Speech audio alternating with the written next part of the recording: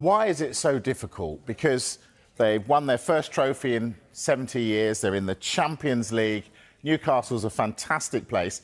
Why can't they get people in? They've got Elanga, haven't they? And that's it. Yeah, and Aaron Ramsdale, subject to official confirmation from the football club. Now, ultimately, only the players that they've been linked to and missed out on can answer that question.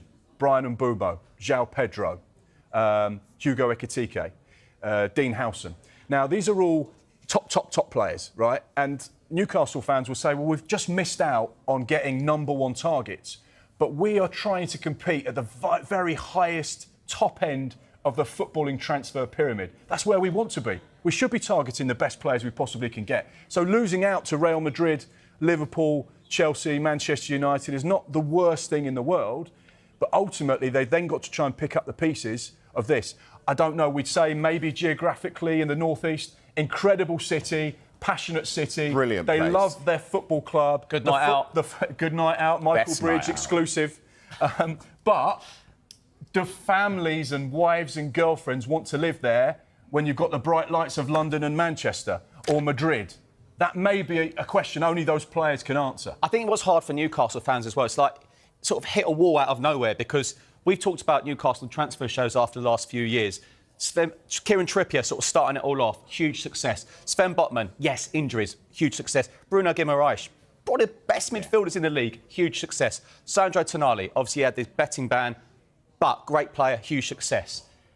Anthony Gordon, huge success. Yeah. Most of their recruitment has been a huge success. Isak, took a risk on Isak. A lot of clubs looked at Isak, they took the risk. So it's a bit of a shell shock, I feel, for Newcastle fans this summer. Yeah, Eddie Howe's been so instrumental in attracting players. You know, these players that have all wanted that Premier League opportunity, and he's convinced them to come to Newcastle because this is an exciting project.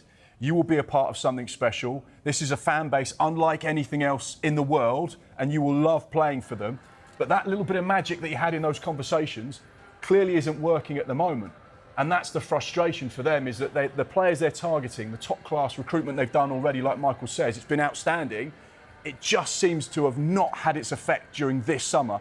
But they are going for players that, whilst they're realistic, they're just unattainable because of the other clubs that are coming in to try and get them. And that's where I feel sorry for Eddie Howe, and that's where I feel the frustration of Newcastle fans, because not only is the conversation about losing their top player, but also trying to attract players is becoming a bit of an issue. The good thing for them, though, we've still got, 31 days or so? I dread to look at the clock.